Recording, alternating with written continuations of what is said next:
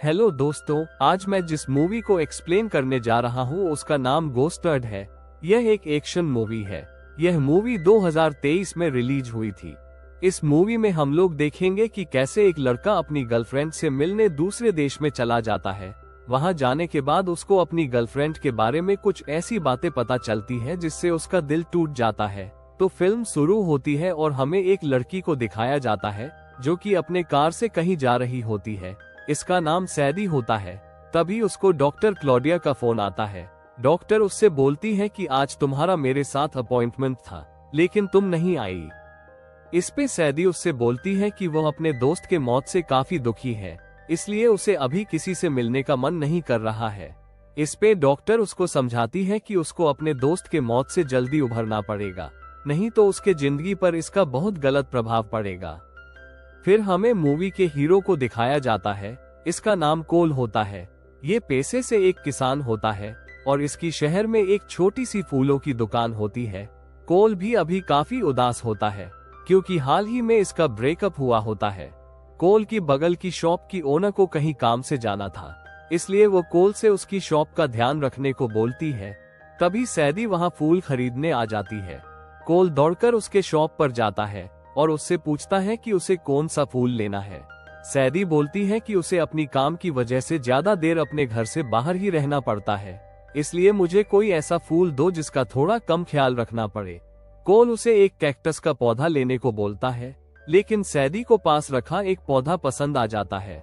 वो उसकी कीमत पूछती है, लेकिन कोल उसे वह पौधा बेचने से इनकार कर देता है और बोलता है कि इसको हर 2 दिन में पानी देना पड़ता है, लेकिन तुम तो महीनों अपने घर से बाहर रहती हो, जिससे ये पौधा मर सकता है। इस पर दोनों में काफी देर तक बहस होती है। तभी दुकान की असली मालकिन आ जाती है और वह उस पौधे को सैदी को दे देती है। सैदी के जाने के बाद वह कोल से पूछती है कि वह लड़की काफी देर से तुमसे बात कर रही थी, लगता है वह तुमको पसंद करती है। तब कोल उसको सारी कहानी बताता है। तब वह बोलती है कि उसे लगा कि तुम उसे पटाने की कोशिश कर रहे हो। फिर कोल कुछ देर सोचता है और वह भागकर सैदी के गाड़ी के पास जाता है। सैदी उसे देखकर जोर से ब्रेक मारती है, जिसके वजह से पौधा गिरकर टूट जाता है। इसके बाद कोल उससे अपनी गलती के लिए सॉरी बोलता है। तब सैदी भी उससे गलत तरीके से बात करने के लिए सॉरी बोलती है। फिर कोल उससे कॉफी पे जाने के लिए पूछता है। ये सुनने के बाद सैदी कुछ देर सोचती है और हाँ बोल देती है। फिर कोल भी उसके गाड़ी में बैठकर कॉफी पीने चला जाता है। कॉफी पीते पीते दोनों अपने बारे में एक दूसरे को बताते हैं। फिर सैदी उसको बताती है कि उसे नई जगह घूमना काफी पसंद है। इसके बाद दोनों एक आर्ट गैलरी में जाते हैं और वहां काफी देर तक घूमते हैं। वो दोनों पूरी रात एक दूसरे के साथ बातें करने में निकाल देते हैं। कोल भी काफी खुश होता है कि उसे सैदी जैसी प्यारी पार्टनर मिल गई। सुबह कोल सैदी को उसके घर छोड़ने जाता है। तब सैदी उसको किस करती है। कोल जब घर आता है तो वह काफी खुश होता है, जिसपे उसकी मोम उसकी खुशी का कारण पूछती है। कोल उनको सैदी के बारे में बता देता है। वह ये भी बताता है कि वह काफी अच्छी लड़की है। तभी उसकी बहन उसके फोन में सैदी और उसकी तस्वीर देख लेती है। वो जल्दी से उससे अपना फोन छीन लेता है। फिर कोल सैदी को काफी मैसेज करता है, लेकिन सैदी उसके किसी भी मैसेजेस का कोई रिप्लाई नहीं देती। अब कोल को किसी भी काम में मन नहीं लग रहा था। वो दिन रात बस उसी के रिप्लाई का इंतजार कर रहा था। एक दिन अचानक उसे याद आता है कि वह अपना सांस लेने वाला इनहेलर उसी के बैग में छोड़ दिया है। क्योंकि उसे काफी चीजें भूलने की बीमारी थी, इसलिए वह अपनी हर चीज में ट्रैकर लगा कर रखता था।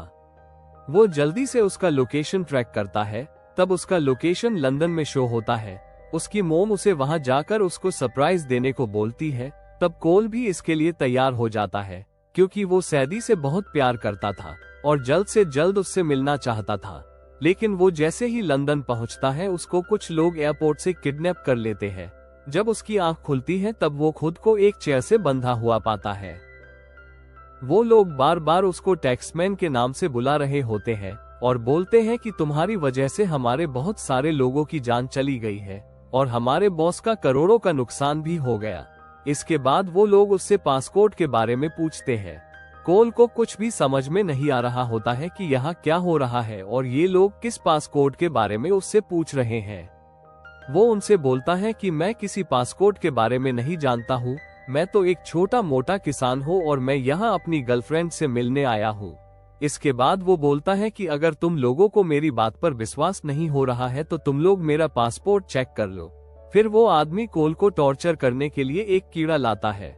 वो बोलता है कि अगर इसने तुम्हें काट लिया तो 5 मिनट के अंदर तुम्हारी तड़प तड़प कर मौत हो जाएगी। ये सुनकर कोल काफी डर जाता है। वो बार बार चिल्ला चिल्ला कर उनसे यही बोल रहा होता है कि मैं कोई टैक्समैन नहीं हूँ, मैं तो एक आम किसान हूँ। लेकिन वो आदमी उसकी एक भी बात नहीं मानता। तभी वहाँ पर सैदी आ जाती है और एक एक करके उनके सारे आदमियों को मार देती है। फिर वो कोल को एक गन देती है और बोलती है कि मुझे छोड़कर तुम जो भी सामने आए उसे मार देना।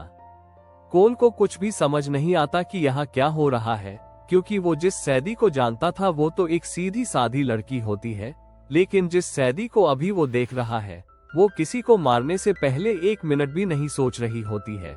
फिर वो सैदी से ये सब के बारे में पूछता है। तब सैदी उससे बोलती है कि मैं CIA की एक जासूस हूँ।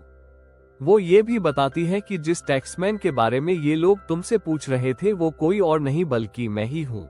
वो बोलती है कि इनको क्या लगा कि टैक्समैन इनके बिछाए जाल में इतनी आसानी से फंस जाएगा।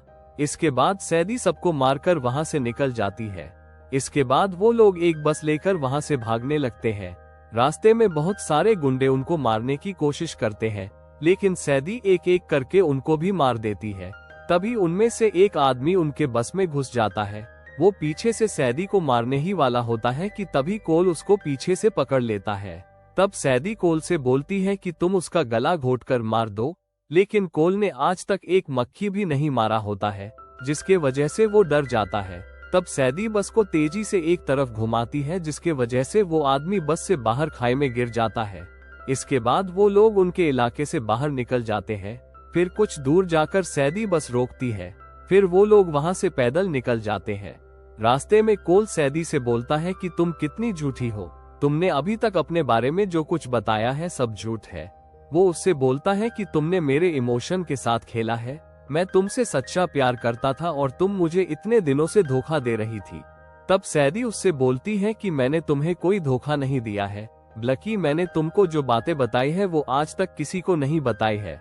तब कोल वहां से अपने देश जाने के लिए बोलता है। इस पर सैदी उससे बोलती है कि मैं पाकिस्तान में एक ऐसे आदमी को जानती हूँ जो तुमको तुम्हारे देश छोड़ देगा। इसके बाद वो दोनों पाकिस्तान पहुँच जाते हैं। वहां जाकर सैदी उसको सारी बातें बताती है। तब वो आदमी बोलता है कि तुम लोग जिस पासपोर्ट की बात कर रहे हो दरअसल वो एक बायोकेमिकल हथियार का कोड है। वो ये भी बताता है कि अभी ये हथियार लिवक नाम के एक आदमी के पास है।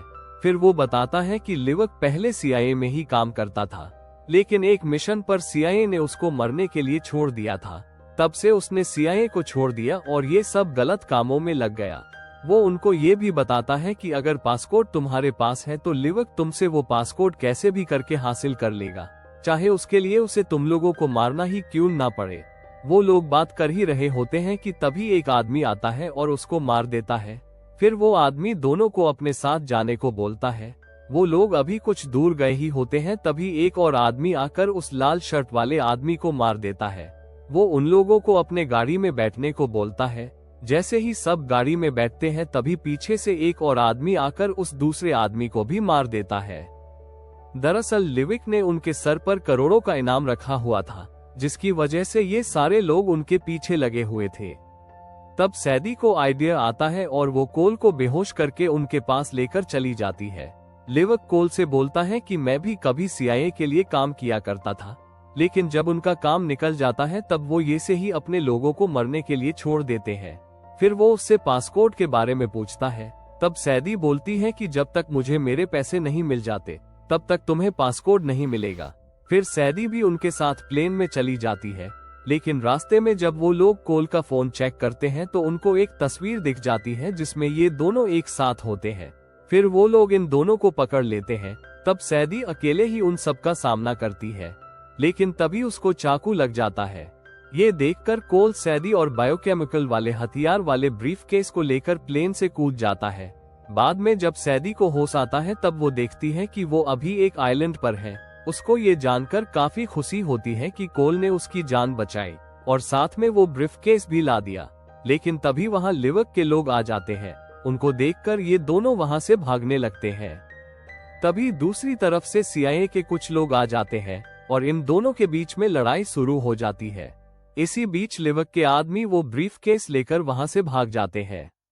इसके बाद CIA वाले एक प्लान बनाते हैं और कोल के जरिए पासपोर्ट का आधा हिस्सा उनके पास भेज देते हैं और खुद बाहर गाड़ी में बैठकर उनका इंतजार करते हैं।